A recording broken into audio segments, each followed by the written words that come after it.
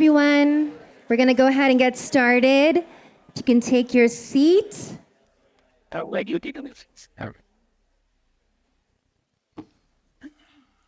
right, welcome to all of you to our panel, Unpacking SCOTUS 2025. I'm very excited to see all of you and to hear the great insights from my fellow panelists. I'm Datla Sundaresan. I'm an appellate litigator and telecommunications partner at Davis Wright Tremaine in San Francisco. And unless you've been sleeping under a rock, you know that this term, like every term, is a very historic term in the US Supreme Court with many monumental decisions, some that have come out and some that have yet to be decided. And so I'm excited to hear from my panelists on their insights about various important cases from this term. Let me briefly introduce each of them. Kirti Datla is Earthjustice's Director of Strategic Legal Advocacy, where she leads Earthjustice's efforts to anticipate and shape trends in judicial doctrine outside the environmental arena. Prior to joining Earthjustice, Kirti worked in the Supreme Court and appellate practice of Hogan Levels. She clerked for Justice Sotomayor of the U.S. Supreme Court, Judge Sutton of the Sixth Circuit, and Judge Thupper, then of the U.S. District Court for the Eastern District of Kentucky, who now sits on the Sixth Circuit. Kannon Shanmugam is a partner at the law firm of Paul Weiss. He is chair of the firm's Supreme Court and appellate litigation practice, chair of the Washington office, and co-chair of the litigation department. Kannon has argued 39 cases before the U.S. Supreme Court, including 31 cases in private practice. He's also argued over 100 appeals in courts of appeal across the country. Prior to private practice, Kannon served as the assistant to the Solicitor General of the U.S. Department of Justice. He clerked for Justice Scalia of the U.S. Supreme Court and Judge Ledig of the U.S. Court of Appeals for the Fourth Circuit. Easha Anand is an assistant professor of law at Stanford Law School, where she co-directs the Supreme Court Litigation Clinic. Easha has argued cases in the U.S. Supreme Court on behalf of victims of police misconduct, non-citizens, consumers, and employees. Prior to joining Stanford, Easha was Supreme Court and appellate counsel at the MacArthur Justice Center, where she litigated prisoners' rights, police brutality, and wrongful conviction cases in state and federal courts of appeal around the country. Easha graduated from UC Berkeley School of Law and Yale University. She clerked for Judge Watford on the Ninth Circuit and Justice Sotomayor on the U.S. Supreme Court. Let's give our warm welcome to all of our panelists. So I'm going to kick things off by talking about a few trends that we've seen so far in the term, and then would invite my panelists to weigh in with their thoughts. So this year, as many of you know, if you've come to this conference year after year, we're holding this conference a few weeks earlier, sometimes probably even a month earlier than we have in prior years. So what that means for this panel is that many of the most consequential decisions have simply not been issued. Right? So increasingly in the past few years, we've seen the Supreme Court issue many of their decisions in late June and into July. And just to give you a sense, there's 19 cases today that we don't have decisions for, and that's 1/3 of the total argued cases this term.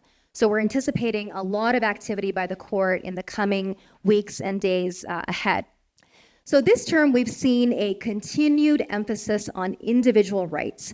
So in years past, the court ruled on a case called Bremerton, in which a public school football coach wanted to pray at the 50-yard line.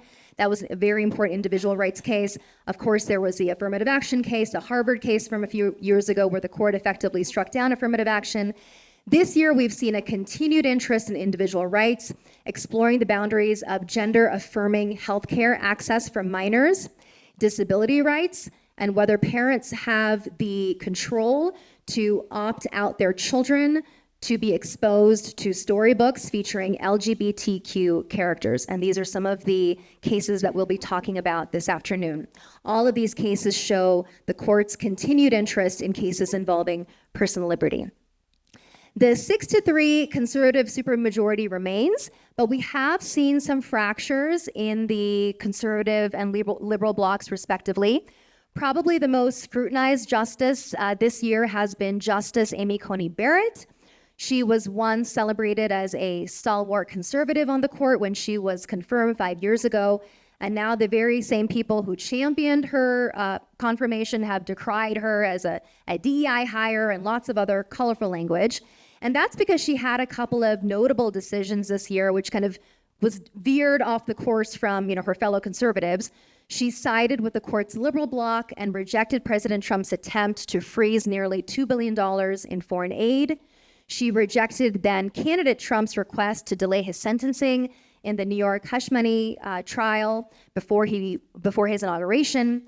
And then Justice Barrett also joined the liberal justices in part in dissenting over an order that was tossed out regarding Venezuelan detainees who are sent to a maximum security prison in El Salvador over the objections of a district court order. So for all of these decisions, she has come under intense criticism by fellow conservatives. But to be fair, she has ruled with her fellow conservatives over 90% of the time. She is certainly not a swing justice by any means, but she is increasingly a very influential figure on the court, and it'll be interesting to see how she rules, particularly on the birthright citizenship case, which has not yet been decided and which we'll be talking about today. So I'll stop there, and we'll see, do any of my other panelists want to weigh in about trends from the term? I'll just make maybe a pretty obvious observation. First of all, it's always great to do this panel. It's great to be here with Easha and Kirti. I think the observation I would make is I'm not sure that this is a blockbuster Supreme Court term in the traditional sense. We're going to be scraping the relative bottom of the barrel by the time we get to the end of this hour, because there really are a relatively small number of truly blockbuster cases this year. But I think the reason why this is an important year at the Supreme Court is because the court is considering a number of the president's initiatives on its so-called emergency or shadow docket. And we've seen some activity on that emergency docket already. And I think we can anticipate that even over the summer, we may see additional activity in that regard. And a lot of the most interesting things that the court is doing right now is relate to managing the docket of cases that are coming up through the lower courts and that are eventually going to find their way to the Supreme Court's doorstep. And with a president who is pushing the envelope in a lot of different respects, some of those legal issues are going to be quite consequential. So we're going to talk about one of those in a few minutes, which is in some sense an overarching issue concerning the availability of nationwide injunctions against presidential actions. But there are a number of other issues that, again, may not make headlines at the end of the term that are nevertheless quite important. And just to kind of follow up on that, I think we're sort of seeing a shift in the court's docket that's going to make panels, the way that we're structuring this one, a little bit obsolete, right? It's going to wind up being the case that talking about what's happening on the merits docket, that is the cases where there's full briefing and oral argument, is going to wind up being to miss the most consequential things the court is doing. I joke with my students all the time that 10 years from now, we're going to talk about like the quaint old days where you used to have 2 months to brief a case and another month to write a reply brief. That is not the norm. Talking to recent clerks from the Supreme Court, they're saying that they are spending as much as 50% of their time on the so-called emergency docket, which means that 50% of their time is all that's left for not only the merits cases, but for culling the 7,000 to 10,000 petitions down to the 50 or 60 the court's going to hear. So I think there's a lot of explanation for the Supreme Court's kind of shrinking docket. The 6-3 supermajority is part of it, right? It used to be the case that either the liberal or the conservative wing of the court had 4 votes to get a case onto the court's merits docket. That's no longer true. Only the right side of the court has those 4 votes. Partly it's a Congress thing. The number of kind of major pieces of legislation being enacted is at an all-time low. So there are fewer kind of unsettled statutory questions.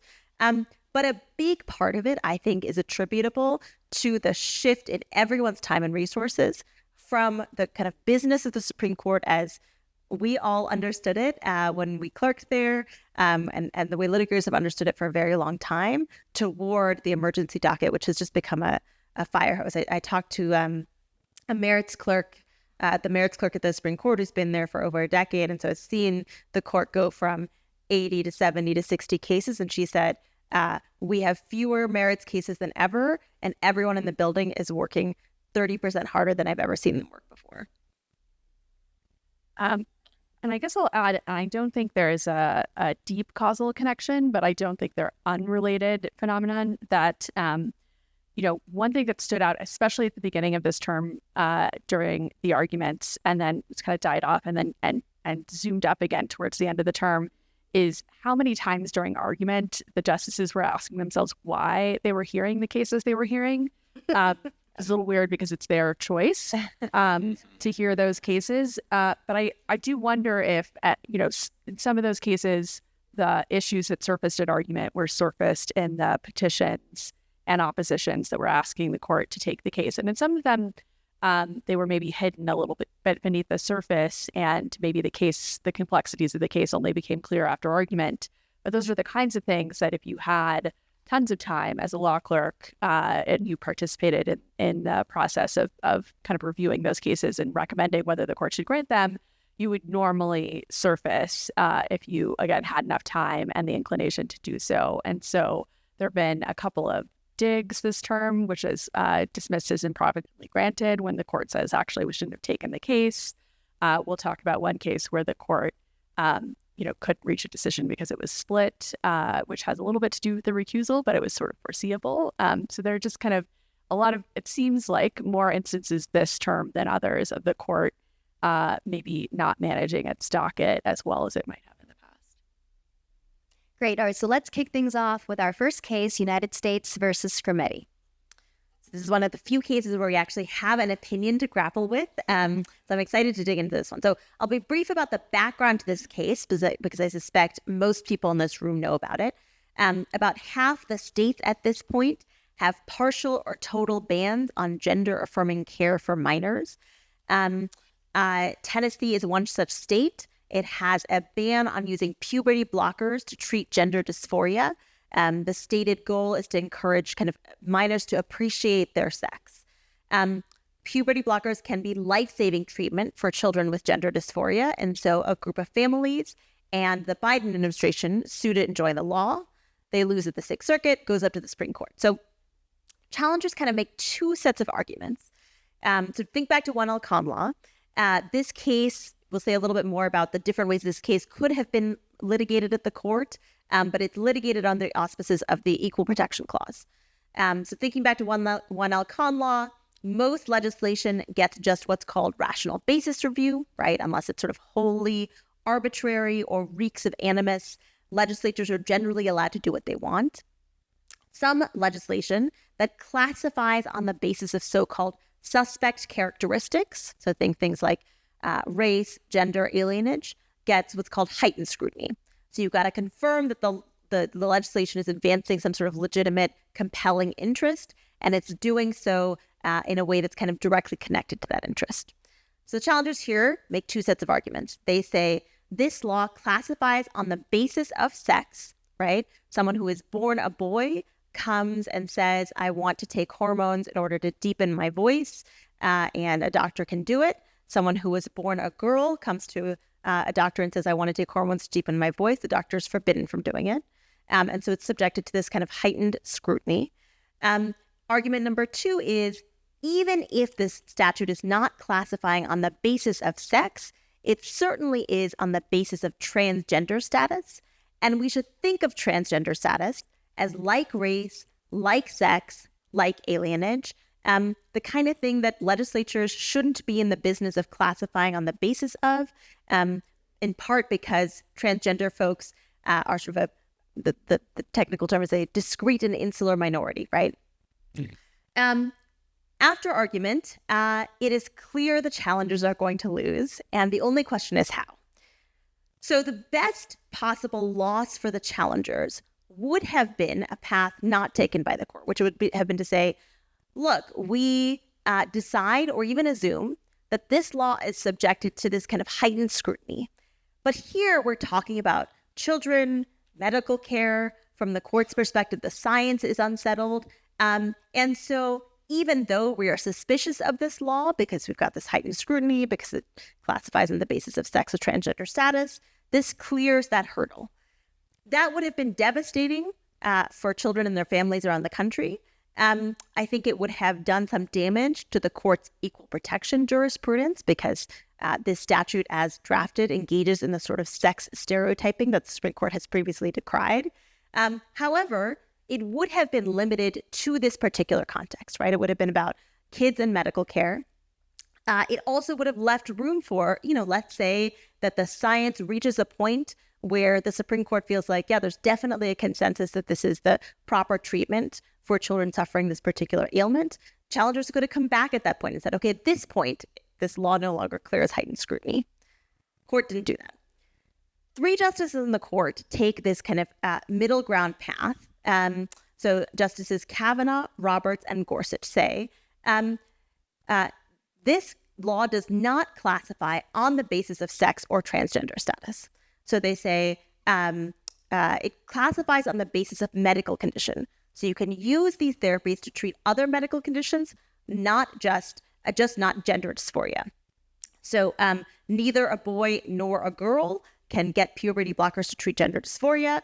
A transgender boy can't get puberty blockers to treat gender dysphoria, but can get puberty blockers to treat premature puberty. The Chief's opinion relies heavily on a case called Geduldig, which said that pregnancy discrimination is not discrimination on the basis of sex. I will just say one quick thing about the concurrences, because 3 of the justices would have gone further. So Justices Thomas, Barrett, and Alito would have said, yes, this measure classifies on the basis of transgender status, but transgender status is not a suspect category. That would have had the effect of saying that all kinds of laws that focus on people and choose among them based on their transgender status, not just ones dealing with medical care, those get just the rational basis review. There's a lot more freedom for legislatures to discriminate on the basis of transgender status.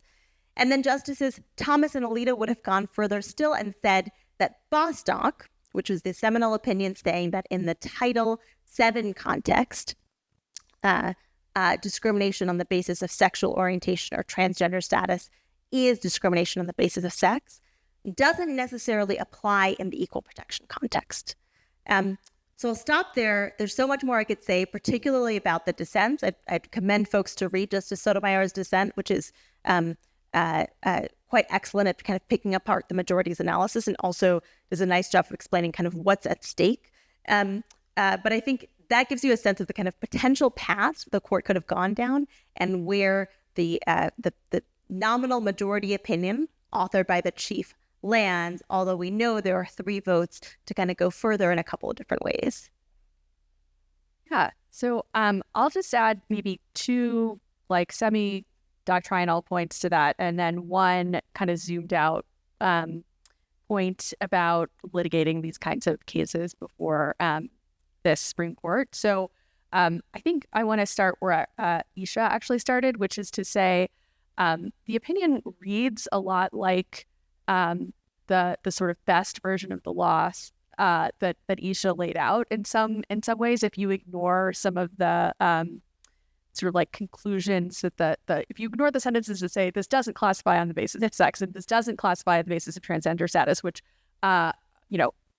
people will read the opinion differently, but I think the reasoning for those conclusions is maybe not the best reasoning that the chief has ever put into an opinion. But I think the upshot of that is that that it really does seem like the court, the folks who signed on to the majority opinion, think that medical conditions are different and the regulation of access to medical treatment is different. There are different strains of reasoning for that. It's a field the court doesn't have expertise in. It's a field that's constantly changing. It involves policy judgments. It involves judgments about, expenses. All of that is stuff the court is kind of unfamiliar with and uncomfortable with.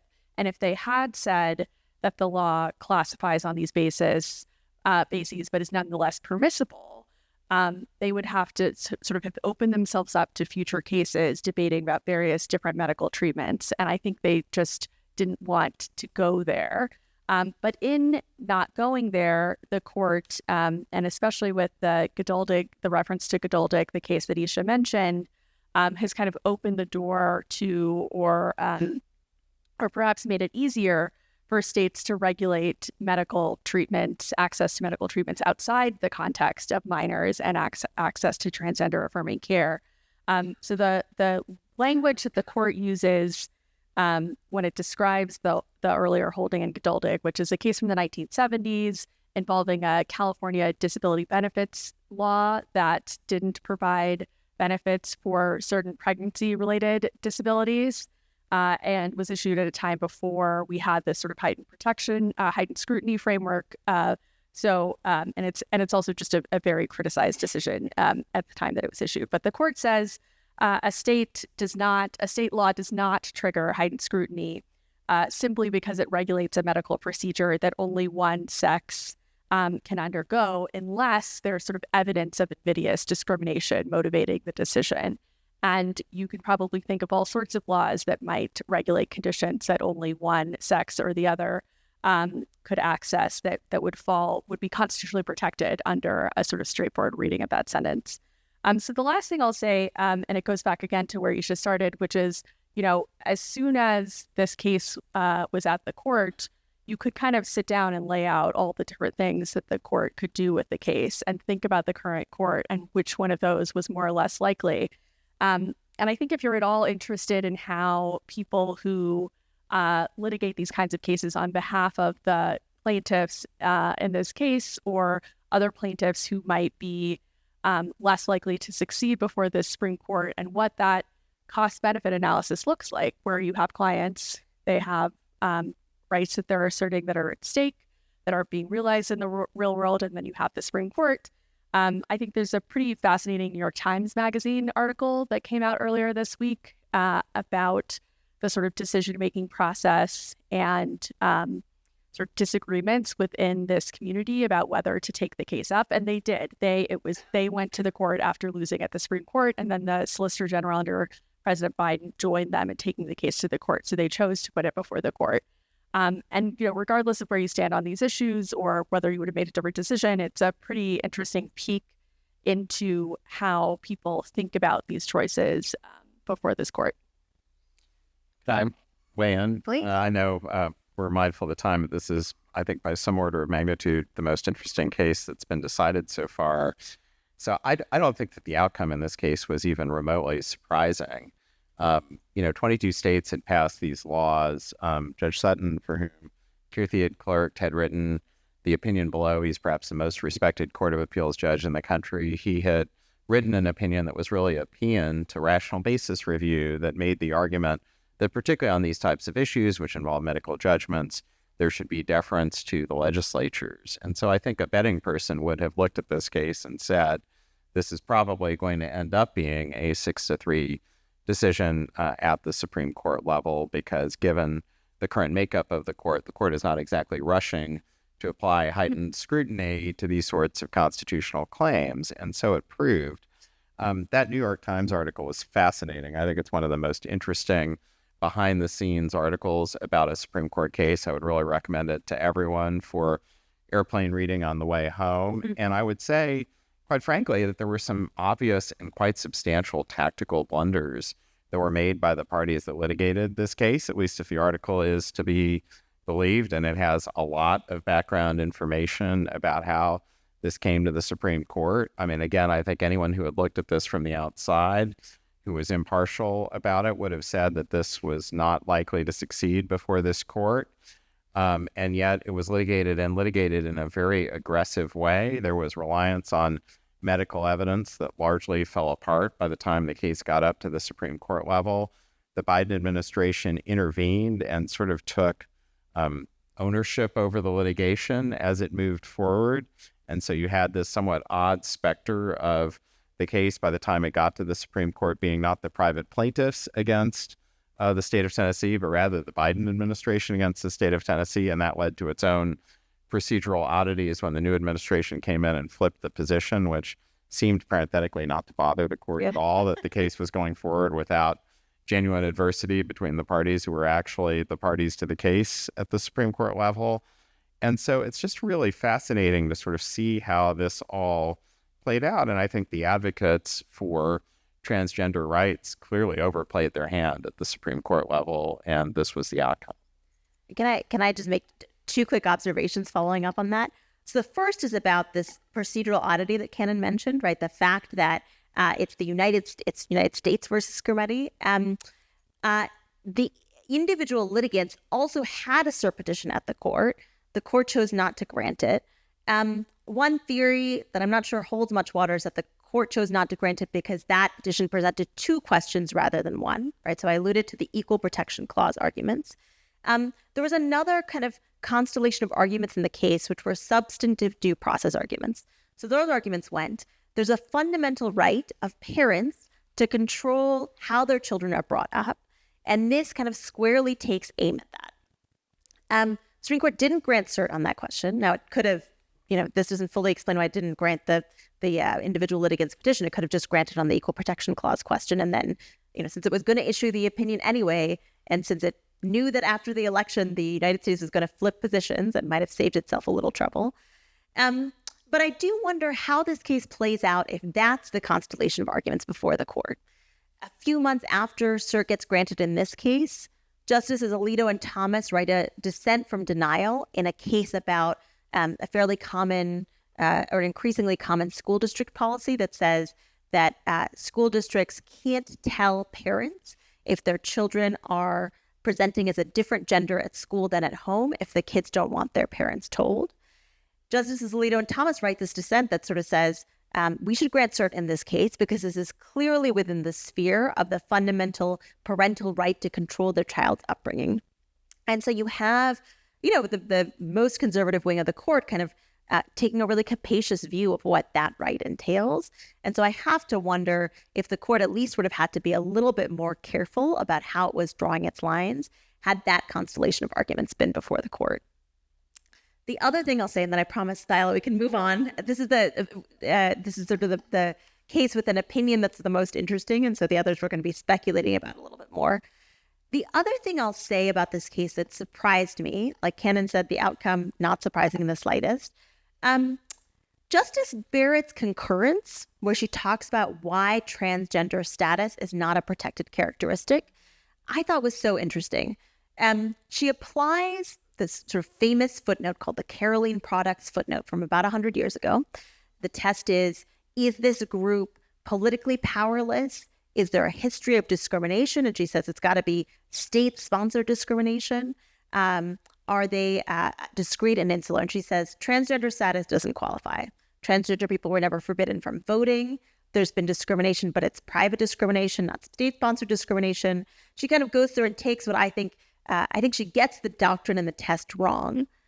More surprising to me, though, is I sort of wasn't really under the impression that the court applied that test any longer, right? That's a test that comes from an era scholars talk about as the anti-subordination era, where the idea of the Equal Protection Clause was it's about, are legislatures trying to target these politically powerless groups? In recent decades, the norm has been like the sort of anti-classification theory.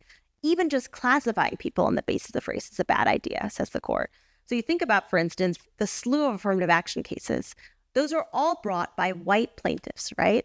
And if we take that Caroline Products footnote seriously, those plaintiffs aren't politically powerless. There's no history of state-sponsored discrimination. And so it was fascinating to see Justice Barrett kind of revive a footnote I thought was dead.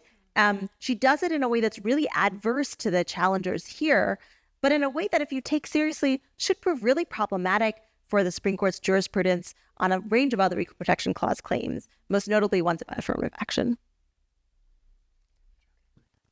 Okay, well, we're going to talk next about a case that's going to be captioned Casa versus Trump. And this is, in one sense, a very politicized case. And in another sense, it presents a really broader issue that kind of goes to the heart of the court's emergency docket and what's going on right now in litigation against administrations of any political stripe. So this is the case that involves the question of so-called nationwide injunctions, which in very broad terms refers to the practice of federal district courts entering injunctions that have nationwide or universal effect, typically in cases involving unilateral actions by the president, for instance, executive orders. And this has become a more and more prominent feature of our judicial system over the last few administrations, and in particular during the Biden administration and now during the second term of the Trump administration, because presidents frustrated with the inability to get actual legislation passed through Congress have increasingly been implementing their policies through unilateral actions. Plaintiffs have been challenging those actions, and not surprisingly, plaintiffs have done what plaintiffs always do, which is to try to pick favorable forums in which to do so. And they have sought to identify district courts that will enter these nationwide injunctions. And when they do, it puts tremendous pressure on the administration to take appeals immediately, including all the way up to the Supreme Court. And so the question that is before the Supreme Court in this case, in a very real sense, is do courts have this power? And if they don't have this power, or even if they do have this power under some circumstances, what are the limits on that power? This particular case happens to come up in the context of the president's efforts to end birthright citizenship, the rights of individuals who were born in the United States to have American citizenship. And President Trump issued an executive order that purports by its terms to end this practice. It was promptly enjoined on a nationwide basis by a number of district courts, and the Trump administration went up to the Supreme Court for relief. Perhaps somewhat tellingly, the Trump administration in doing so purported not to be raising the merits of the birthright citizenship issue, even though one of the factors whenever you're seeking any sort of injunctive relief is the likelihood of success on the merits.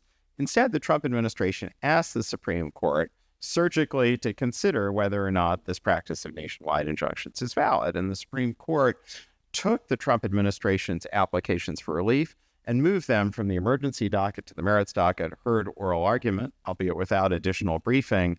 And it did so just a few weeks ago. So we are anticipating that the court in the next week or two will issue a ruling on the propriety of nationwide injunctions. And what was interesting about the oral argument in this case is that on the one hand, I think that the court clearly had some concern about the overuse of nationwide injunctions. And to be clear, the last two solicitors general, both the Biden administration Solicitor General Elizabeth Prelogar and the current Solicitor General John Sauer, have taken a very aggressive position that these sorts of injunctions are improper. But on the other hand, the court seemed to be concerned, particularly in a context where it seemed clear the court had some doubts about the administration's position on the merits. The court seemed quite concerned about the risk that an administration could simply essentially run out the clock and prevent Supreme Court review by taking the position that any injunction entered by a district court would be binding only as to the individual who brought the case, and therefore essentially preventing the appellate courts from formulating a nationwide legal rule. And so throughout the oral argument, you could see the court sort of exploring various options for how courts could enter nationwide injunctions in some circumstances.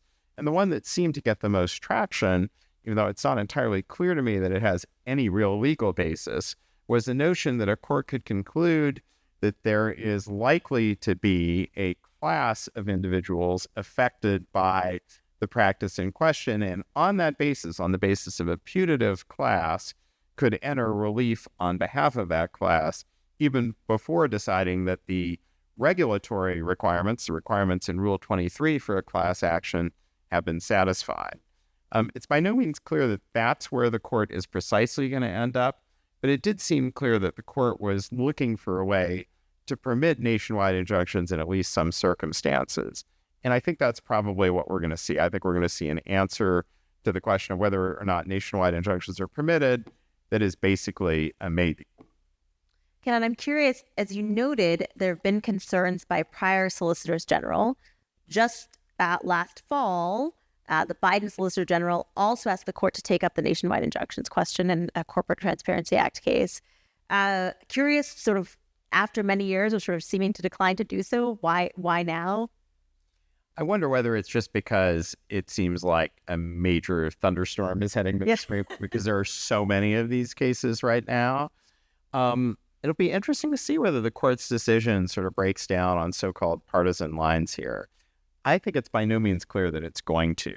I think that this is an issue that probably bothers much of the court, because this dynamic of district courts entering nationwide injunctions is putting tremendous pressure on the Supreme Court as an institution. That's where all this extra work is coming from. I think the court doesn't like it. Now, what that translates into in terms of a precise ruling, I don't know. And, what's interesting about this kind of putative class action solution. So, well, two things I think are interesting about it. The first is that the guy who brings it up in argument is Justice Kavanaugh, who I think of as no friend to class actions. I would not have thought he believed in the idea of a putative class action. In fact, days after argument, the Supreme Court digs a case, right? So this is the concept Kirti was talking about, where the Supreme Court grants a case, says we're going to hear it. At argument is like, oh, no, we've gotten it over our heads. Let's just dismiss it. They dig a case about sort of this very question, right? It's about kind of how broad a class can be and how much you have to show about each individual member having standing. And the one justice who would have heard the case is Justice Kavanaugh. He writes this whole dissent that's like, class actions have gotten out of hand. Of course, you need to prove Article 3 standing. This is wild. How could a district court ever have thought that they could enter? And then at argument on the nationwide injunctions case, he's out there being like, don't worry about it. Putative class actions are going to solve it. I've never heard of putative class actions. I didn't know you could give relief on them. So I think that's one thing that's fascinating about it.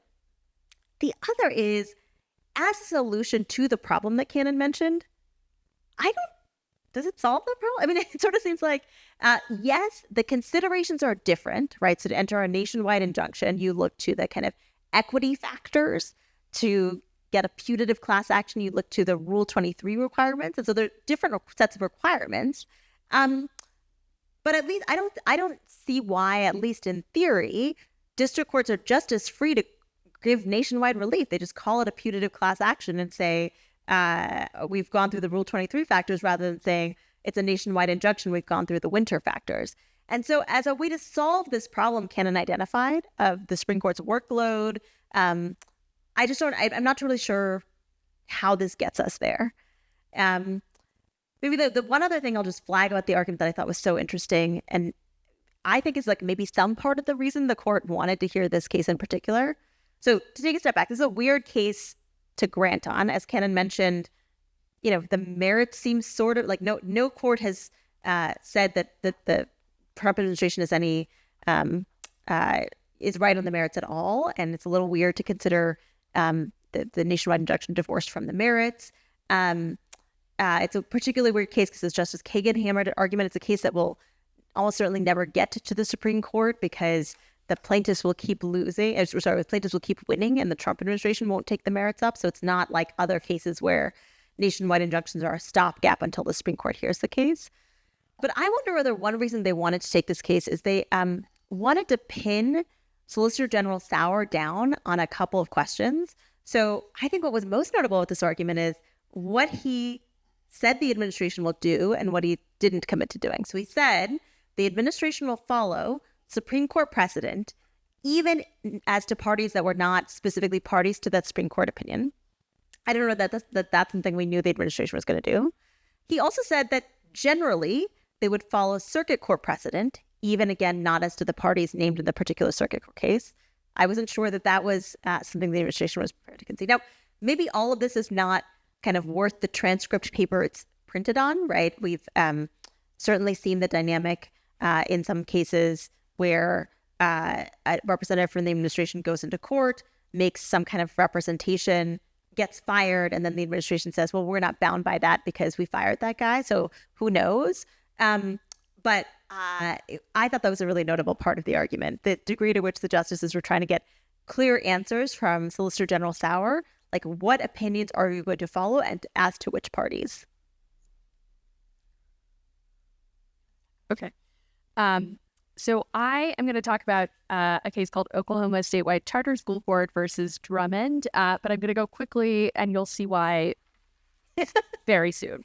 But before I get into the case, I just want to give you a little bit of background on the Supreme Court's doctrine in this area. So this is a case about public funds, state funds, going to religious schools and openly religious schools designed to proselytize and also serve as schools. So the court has a trio of cases. I'm not going to call them a trinity of cases because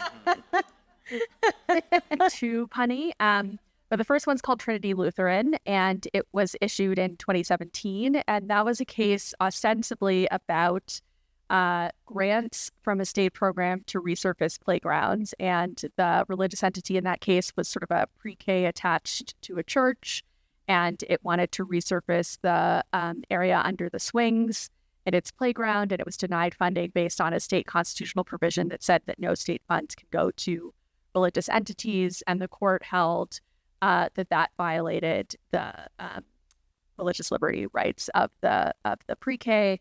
And we've talked a lot about footnotes, so we've talked about Caroline products. The Geduldig relevant language is in a footnote.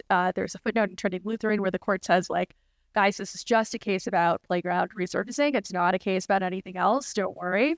So then 3 years later, in a case called Espinoza, there's a case about state scholarship funds going to allow parents to send their kids to private schools, and whether or not the state could, on the basis of a similar state constitutional provision, exclude religious private schools from being part of that program and having parents use state funds to send kids to religious private schools. And the court again held that is a violation of the relevant religious rights of the parents in schools. And then in a case in 2022 called Carson, it's a similar issue, but it's in the state there. The state requires localities to have public schools, and some localities just don't have the money or resources to do that. And so their workaround is to subsidize attendance at private schools. And so there's sort of direct state tuition assistance to private schools. And again, the question is, can you exclude religious schools from this program? And again, the Supreme Court says no. So it's sort of walked up to the line of saying state funds can go to overtly religious organizations, but it hasn't gone all the way there, because in the last two cases, the money is going through third parties, either the parent or a scholarship fund or something like that. So the Oklahoma case is sort of the crossing the line to direct state funding of a public school. So the Oklahoma program at issue has basically a state charter school board that authorizes public charter schools within the state. And the couple of archdioceses within the state applied to establish the St. Isidore of Seville Catholic virtual school, which I mentioned only because he is apparently the patron saint of the internet, because back in the day, he tried to like compile all knowledge into one book. So like an early Google, which I think is fun. So they applied to create this public charter school, and they say this is going to be a Catholic school. We are going to imbue religion in our teaching. This is an arm of our evangelizing. That is the purpose of the school. The state charter school board approves the program, and then the Oklahoma Attorney General, who's a Republican, goes to the Oklahoma Supreme Court and says, you have to stop this. You have to void this contract. It violates our state constitution. It also violates the federal constitution's establishment clause. The Oklahoma Supreme Court agrees with the Attorney General, voids the contract. Then the school and the charter school board take the case up to the court. Justice Barrett is recused. She doesn't say why, but the working theory is that a former colleague of hers from Notre Dame was litigating the case. And so potentially there was a soft conflict of some kind. So it's an 8-member court.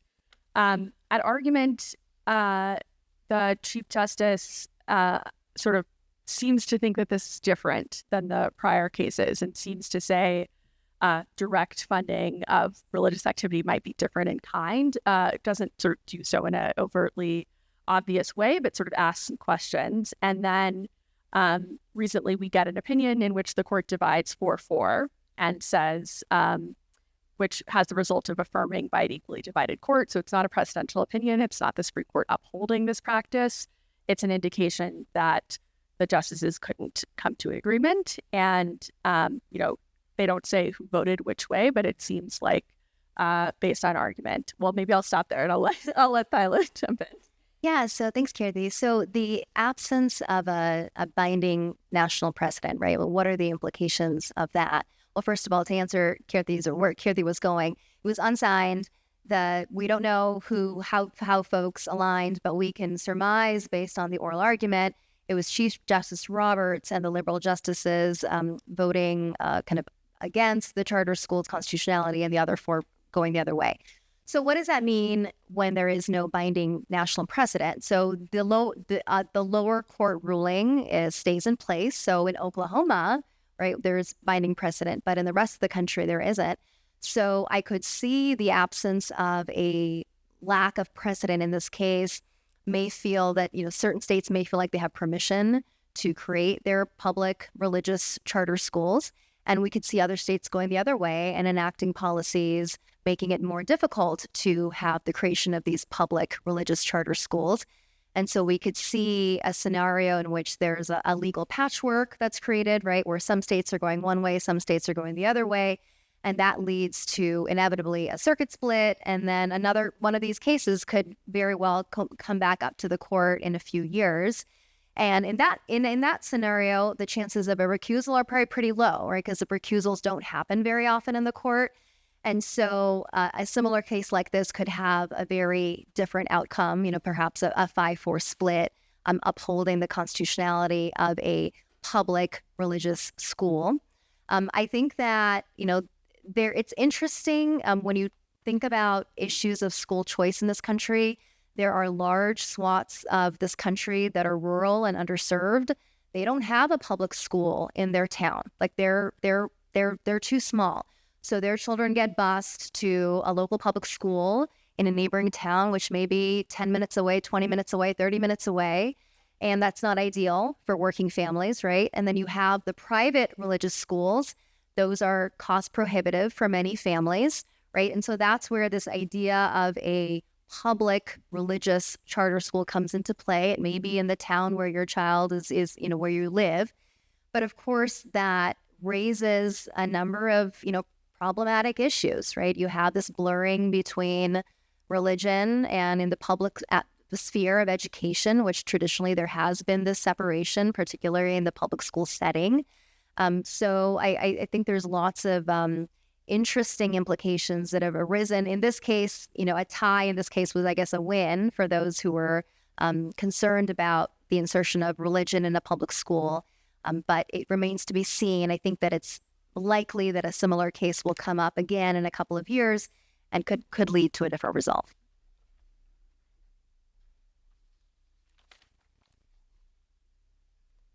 I think, we could stop there. It's going. All right, so I'm going to talk about Mahmoud v. Taylor. So Montgomery County, Maryland is the largest suburb in Maryland, and it is one of the country's most religiously diverse counties. And in 2022, Montgomery County imposed or enacted a policy in which they wanted to expose elementary school children to storybooks that had LGBTQ characters and to integrate the reading of those storybooks as part of the language arts curriculum. And so, and to kind of give you an example, there's a book called Pride Puppy about a puppy who gets lost at a pride parade.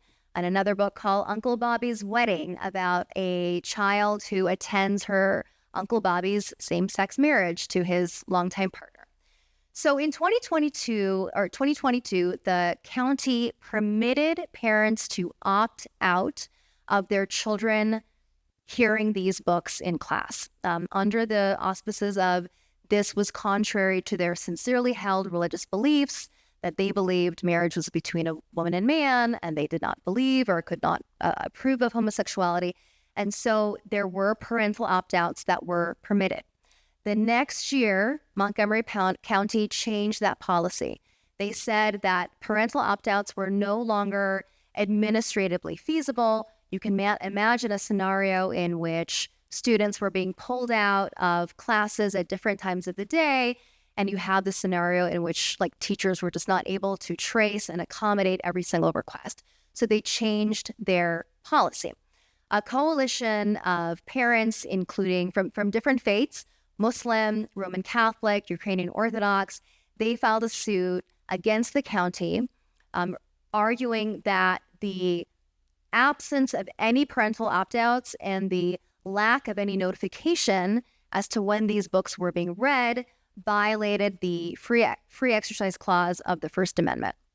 They lost in the district court and in the Fourth Circuit, and the Fourth Circuit essentially said that the record was very threadbare, but on the threadbare record, the parents had not shown that mere exposure to these books was enough to constitute a substantial burden or to compel them to violate their sincerely held religious beliefs. So the parents then filed cert, the court granted it, and we had oral argument back in April, and it was one of the longer arguments lasting almost 2.5 hours. So I'll stop there and see if what Easha wants to say about it. I'll be brief since the reason we're running so far behind. The two quick thoughts I'll share. First of all, I should disclose I'm a graduate of Montgomery County Schools, and I also, my son owns both Uncle Bobby's Wedding and Pride Puppy. You plan it that way? Before any of this, and I'll anyway. So I have lots of thoughts about the way those books were characterized in argument that I won't share. But you can tell where my kind of priors are on this. The two quick things I'll flag. The first thing I thought was notable from argument is, as it had been briefed, this case was about this line between mere exposure, right, to other ideas and other faiths, and coercion, right? Are you going to be forced to violate your religious beliefs? It was very clear to me in argument that that's not a line that certainly the advocate for the parents believes in, and that maybe a majority of the court believes in. So it seems clear to me that had this case been pled as exposure is the burden on my religion, there would not have been there's no sort of doctrinal issue from the majority of the court's perspective with it going forward. You can imagine that maybe that's right? The example that came up a lot at argument is mere exposure to a picture of the Prophet Muhammad is a violation of some tenets of Muslim faith. So the idea is there certainly are some religious beliefs where mere exposure is the kind of the crux of the harm. But it was clear that had this case been pled as having books in the classroom with same-sex couples on the cover, that's a burden on my religious faith, that there would not have been a doctrinal problem, I don't think, from the perspective of the court. So it's interesting that this kind of exposure coercion line, that was sort of what the briefing was about, no one really seemed to think that that was a viable line of argument. And then the only other thing I'll say is this is another surely the challengers are going to win case. We know the outcome, and the question is how broadly or narrowly is the court going to rule? The court granted cert only on the question of what level of scrutiny applies here. And so I think that the best case scenario is the court says strict scrutiny applies, right? This law, is a very heavy burden for the government, for Montgomery County to justify this law with this policy decision, but doesn't actually do the kind of strict scrutiny analysis, and so leaves room potentially for, on a more fulsome record, the county to establish, for instance, that it is too administratively burdensome to allow these kinds of opt-outs. I don't know what the court will do. I mean, the challengers sort of said at argument, these parents have waited long enough. Please resolve not just the level of scrutiny, but how the scrutiny analysis plays out. But I think that's sort of the best that the school board can hope for. Yeah, I'm just considering the practical consequences of a decision in favor of the parents. I mean, I'm a public school kid, grew up in public schools, and I have kids, I'm sure many of us do, right? The reality is teachers are resource limited, financially strapped. They're managing kids and 30 kids in a classroom. The idea of a scenario in which parents have the ability to ask for opt-outs, it could broaden, kind of open the floodgates to parental opt-outs, right? Not only in this context, but what's to say that there's someone who has they don't believe in evolution, right? And they want to pull Jimmy out of class when there's a discussion of evolution in science class. Or similarly, a family that isn't, a Holocaust denier, and they want to pull their kid out when there's a discussion of the Holocaust. Where does it end? So I do, that was the argument that was raised by Montgomery County, that there were limitations administratively in having these parental opt-outs. And so I think that's going to be interesting to see, should this court rule in favor of the parents, just as a practical consequence, how is this going to be executed? And I guess the counter to that is there are opt-outs today. Sex education has been around for a long time, and parents do opt their children out. but that is a very discrete class. That's like a 1 or 2 classes where kids get pulled out. In this case, the reading of the storybooks is kind of interspersed within the language arts curriculum. So pulling someone out for 10 or 20 minutes here and there is practically more difficult, but it's going to be interesting to see. I mean, I feel constrained to say one thing also as a parent, kids who've been in both the public and the private schools. I think that the issue here is that the degree to which curriculums have been politicized compared to the way they were when we were kids is remarkable. And I think that that's what puts this pressure on the system, because you have parents, whether for political or for religious reasons, objecting to parts of the curriculum to a much greater degree than used to be the case. So true. And it, like, you could also see it undermining this core educational objective of promoting a safe space for all students, right? In promoting diversity, promoting respect for people, including who hold beliefs that which you may not agree with. So I do think there are a lot of really interesting implications depending on how this case comes out. Okay, I'm going to briefly summarize what's going on in Free Speech Coalition versus Paxton, which continues our theme of parents, children, and the relevant standard of review, and then kick it over to Kannon. So this case is about a Texas statute that requires pornographic websites, which it defines as basically websites where 1/3 or more of the content on the website is deemed harmful to minors, which is then defined in the statute, potentially less clearly than would be helpful to all involved. So it requires those websites to verify that users are 18 or older before accessing the website. It provides different ways to do that, one of which is a sort of an entity that will verify the user's government ID. It prohibits the verification process from retaining that information, but it doesn't prohibit it from sort of sending it on to somebody else. So Texas passes the statute. The district court preliminary enjoins it on a preliminary basis. The Fifth Circuit stays that injunction, which means the law is in effect. And when the petitioners asked the court to take the case, they also asked the court to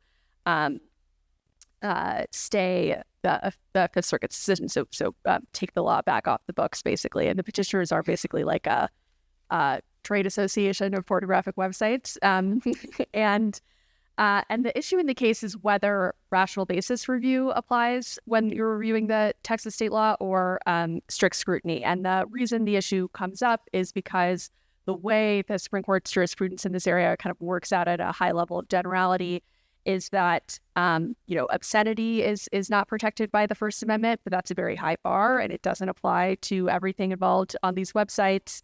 And for adults, if you're going to limit access to that kind of material, that's a sort of classic First Amendment restriction that gets strict scrutiny. But the court has been clear that states and state actors have more leeway to regulate children's access to those materials because of the kind of unique harms that those materials can cause to children. So that's the debate in this case, is over which level of scrutiny applies. And I'll just say maybe two things that were kind of interesting at argument, and I'm sure Kannon will have much more. One is that there was sort of a kind of like the internet is different and the world is, these questions are harder, and maybe that should affect how the Constitution works. And that was coming from conservative justices who maybe don't necessarily always think that the world changing requires the constitutional analysis to change. Because Texas's argument in this case is sort of like really heavily leading on the idea that if you walked into a sort of classic, for lack of a better phrase, dirty video store, everybody could see you and they would check your ID, and this is sort of exactly the same thing, and so it's fine. And the association's argument is that there are real privacy interests at stake in turning over government ideas and having a sort of record for all time of all the information that you accessed.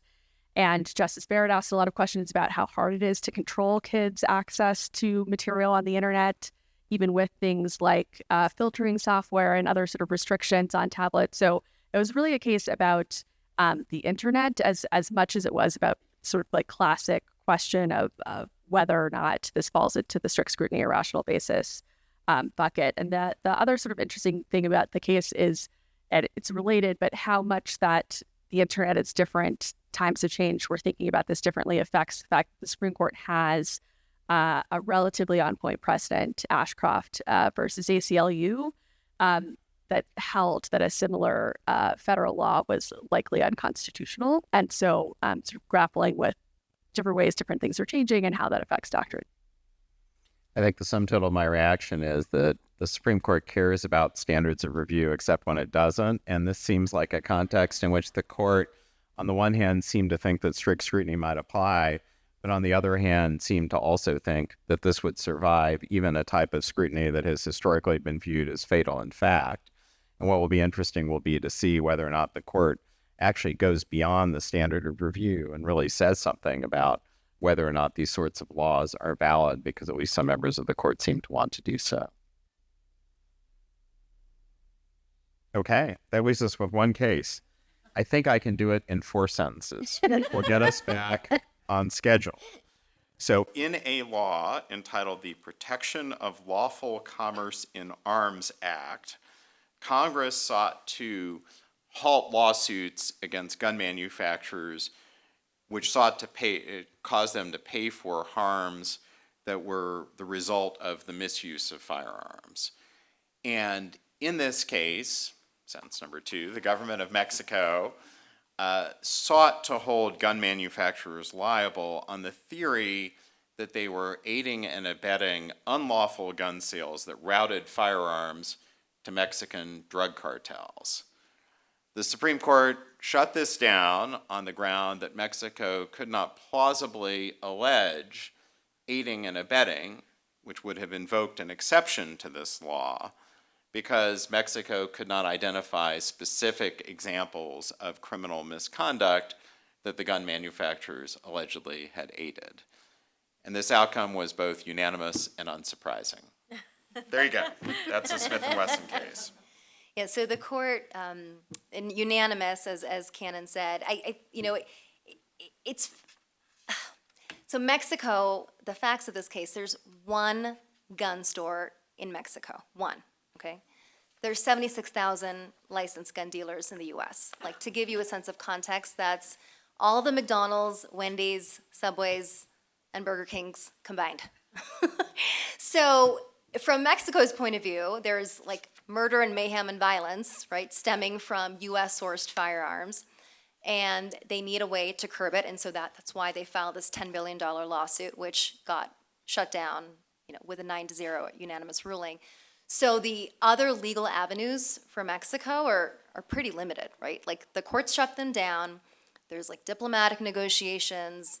You can leverage trade agreements to try to extract, stricter U.S. export control measures to reduce the firearms coming into Mexico. There's, of course, like potential lobbying of Congress to repeal or amend aspects of this statute. Given the composition of Congress with Republicans controlling, that seems pretty much dead in the water. That's not going to happen. So what does Mexico do? I think their arms are tied. This was their potential avenue to getting relief, and it didn't happen. So it's going to be a really tough battle for anyone. The statute is intentionally very broad to provide this broad immunity to gun manufacturers, and there's this exception called a predicate exception, but you have to show a knowing violation of a federal or state statute. And here, as Kannon said, they could not tie gun manufacturers to knowing that their firearms would get in the hands of these criminals. So that's how it turned out. All right, so we have a few minutes left for questions, and we invite you to come on up and ask a question if you wish. Don't be shy. We know if you have questions. I have a question with respect to the gifts that Supreme Court justices have been receiving and accepting. Is there no code of ethics written down for these people to abide by? Like, specifically, Clarence Thomas. It's just like, and oh my gosh, I don't even know how to put it into words. It's so offensive and appalling. There's no recourse. I mean, what can we do about someone like that? He has tenure, gonna live another 100 years. I mean, So look, I'm like the last person to defend the Supreme Court, but I will say I think the what to do is to say that it matters and to have a public view about what is it isn't okay, because I do think it's influencing the justices. So you have Justice Barrett's recusal in this case, which I don't necessarily think was like, I don't know that anybody would have demanded it.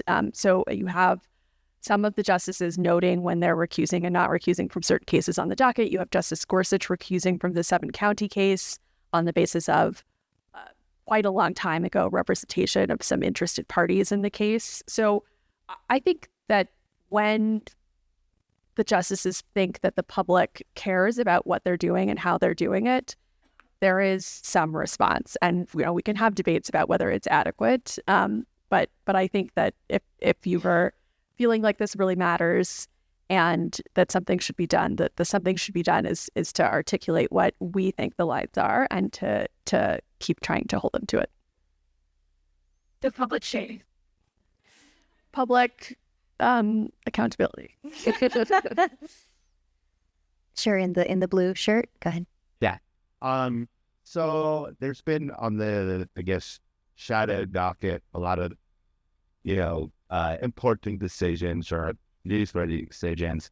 And it seems like some of the administration has had some its nose at the court, taking specifically a Garcia decision with what the word facilitate means. It seemed, kind of intentionally ignoring the court's directives.